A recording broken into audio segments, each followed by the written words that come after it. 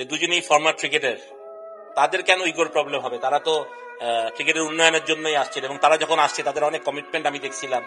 বিশেষ করে ফাহিম ভাই তো অনেক ইন্টারভিউ দিয়েছিলেন যে উনি অনেক সুদূর প্রসারী প্ল্যান করছেন, দেখছেন, অনেক কিছু চিন্তা করছেন। তো সেগুলো তো আমি এখন দেখতেছি, যেটা আমি দেখতেছি একটা লোভ লালসার মতন হয়ে যাচ্ছে, যে আমি অপারেশন না পাইলে আমি কাজ করবো না, আমি পদত্যাগ করবো। এটা লোভ লালসা। জাস্ট আমার মনে হয় এই লোভ লালসা কেন ওনাদের মধ্যে আছে, যে আমার টিকিট অপারেশন নিতে হবে কেন? আমি যদি অন্য কমিটির চেয়ারম্যান হবে, আমি ওখানে সার্ভ করতে পারবো না কেন? If I am a person to serve here, তা আমার কেন থাকতে হবে যে না আমি ব্যথা পাবো কেন? উনি কি টিকিট অপারেশনের মাস্টার? উনি কি এখানে তো আকরাম ভাই মাস্টার ওনার আগে, আকরাম ভাই চাইতে পারে, বিকজ আকরাম ভাই ওয়াজ বাংলাদেশের ফর্মার ক্যাপ্টেন, সাকসেসফুল ক্যাপ্টেন এবং অপারেশনের চেয়ারম্যান ছিলেন। তো উনি কেন বলতেছেন যে উনি এটা না হইলে হবেই না? এটা থেকে ইগোর ব্যাপার হয়ে যাচ্ছে। দুই মানে ফারুক ভাই এবং শাহিম ভাই আমার ইগোর প্রবলেম, যেটা আমাদেরকে সত্যি কথা বলতেছে যে আসলে এটা কি হচ্ছে আই ডোন্ট নো।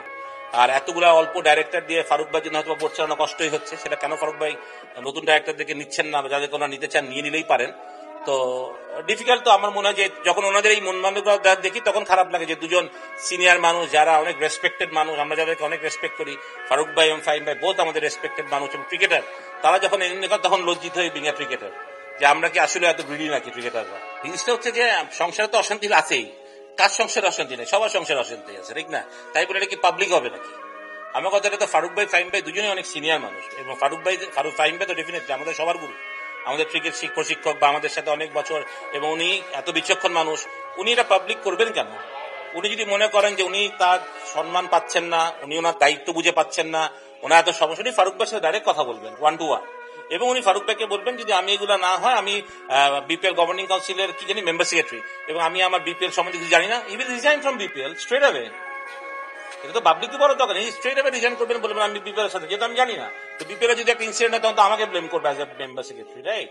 তো আমার কথা হচ্ছে যে এই কথাটা, এবং আমার কথাটা এই জিনিসটা যেটা চার দেয়ালের ভিতরেই শেষ হতে পারতো, সেটা আমরা সারা বাংলাদেশের মানুষ কেন জানবে?